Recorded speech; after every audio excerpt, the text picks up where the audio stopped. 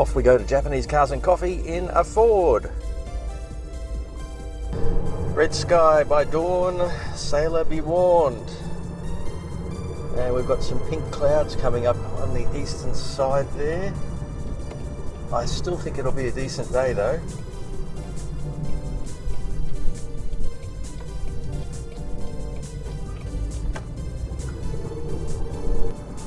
So I'm off to Cars and Coffee, Japanese Cars and Coffee, in my 1996 Ford Laser Lynx.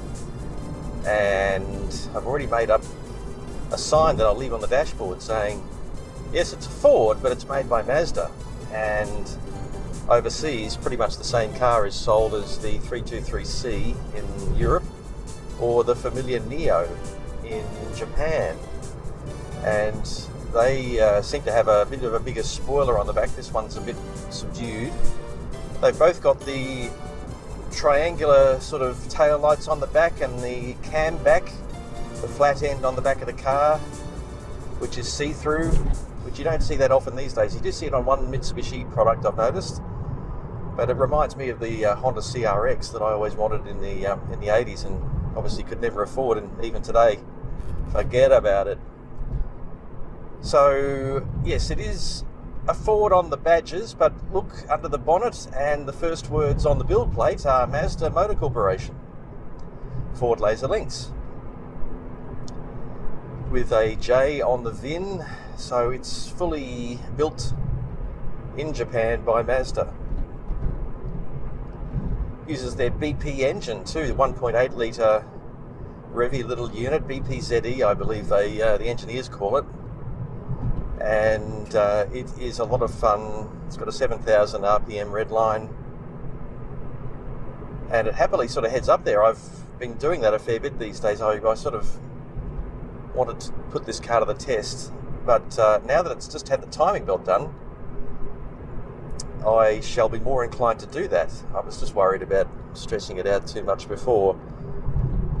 Didn't know when the timing belt had last been done. Nobody could tell me.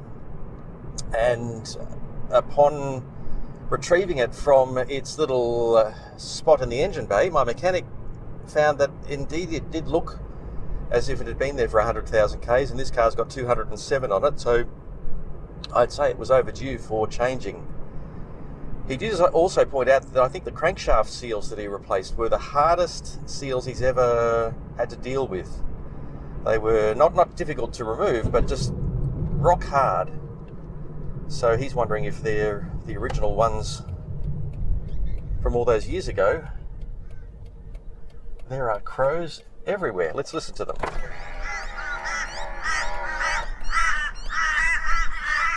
Ah, there's a dead crow on the ground. I don't know if you can see that.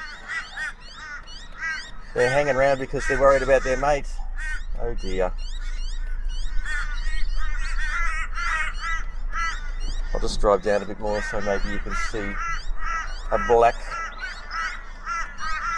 thing sitting on the ground. Everyone's going crazy over it.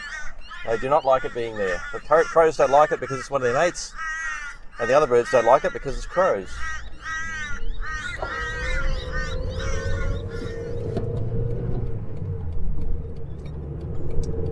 Well, I did say, red sky by dawn, sailor be warned.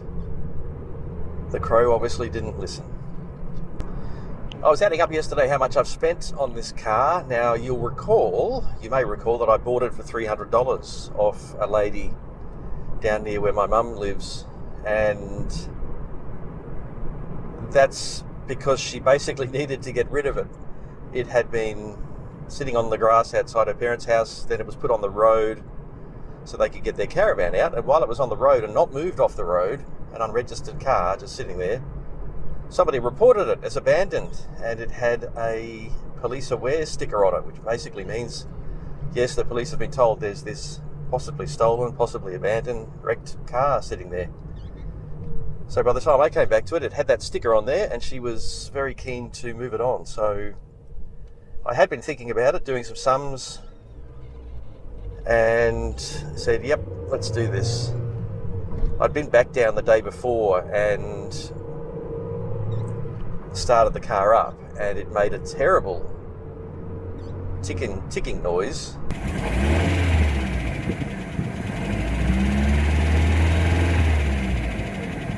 Consulted my daughter, who has an MX-5 with a BP engine in it, although a 1600. And she said, yeah, they do that when they're sitting still for too long. And sure enough, even on the short drive from her house to the traffic lights to get out of the area, the ticking had gone, and it has not returned because the car is now sort of getting used every couple of days. So $300 for the car, and I've spent, including registering it, about 10 times that much on top, so a bit over 3,000, which is a lot to put into a car that's still not perfect. The paint is patchy. It's got a dent in the front driver's panel from the young lady, I presume. But the interior is very nice. But I console myself because at the moment on the south side of town there is one exactly the same as this, a red Ford Laser Lynx. Might be 95 instead of a 96. It's got slightly more kilometres, and they want $7,000 for it at a dealer, mind you. $7,000. So I think my car is about half as good as that one, probably a bit more. So it's worth half the price. I will have my fun with this over the next few months and then move it on.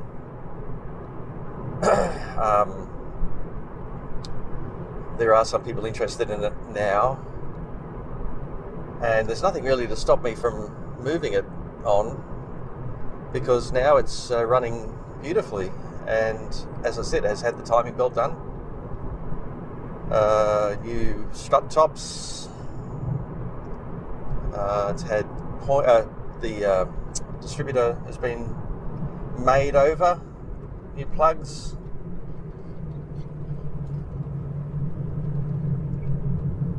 It was running a little bit weirdly and rough until the plugs were renewed. They were iridium ones in this car, and the mechanic sort of couldn't understand why anyone would put iridium in this car. He seemed to think it was something for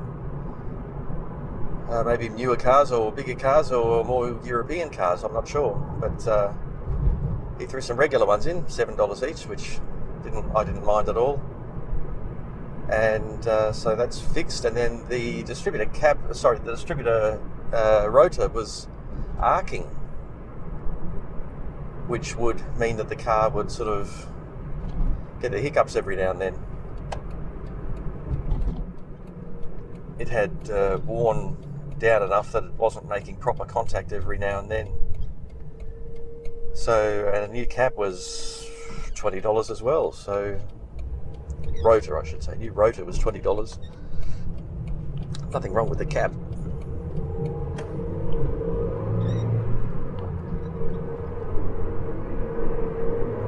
And since then, that's taken the hesitancy out of the engine. Now all the seals are done at the same time as the timing belt, so there'll be no more oil leaks, hopefully.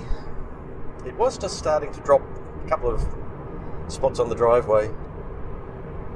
And the mechanic said that he had seen that these problems with the seals, and as I said, some of them may have been over 20 years old, oil was being flung around in the timing belt area, and that's not a good thing for the longevity of the belt. I understand, because oil eats away at the rubber belt. I'm no expert though, but I'm sure I've seen that online, and that would make sense. So new seals, new belt,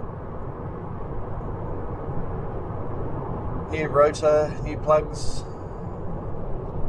I tidied up the bonnet, which was starting to peel paint away from it. Didn't tidy it up particularly well, but from a distance, if you squint your eyes, it all looks red now instead of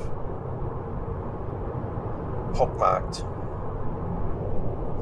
I mentioned this after I picked the car up. It does spin fairly fast at 100. It's doing 3,000 revs at 100, which for a 1.8 to me seems to be a bit high. It does give you lots of readiness to, overtake or whatever you want to do at 100. But the Corolla that I've also got, admittedly automatic but 4-speed, it does 2250 at 100. Just lopes along very quietly and leisurely. But by the same token, if you do suddenly want to overtake, you have to plant your foot and the engine has to scream to life, whereas this one's already spinning. That's the other thing, this car has a fair bit of road noise. Considering this was a $30,000 car when it was new, I'm surprised that so much road noise gets in. 25, 26, 27 years ago, $30,000 for a car was, for a 4-cylinder little hatchback, was astounding. So I would have expected it to have Lexus levels of quietness, but you can certainly hear it running on this road. Someone commented on this car the other day, which made a very good comment. Got me thinking about car design. Interior of this car is very, I suppose it's very 90s, but it's also very simple and very Japanese, and there's nothing too unusual about it. But the front of the car has these 4 blobby lights, 2 headlights, 2 blinkers, parking lights. No, it's 2 blinkers actually. The parking lights are in the headlights. And someone said that at around the same time, Ford was trying to sell here, and obviously sold overseas, the Ford Taurus, which also had the 4 blobby lights across the front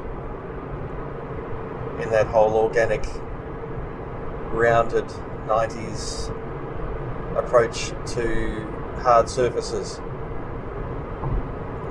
So I'd never thought of that, and I've owned a Taurus, and yes, I can see what they were getting at.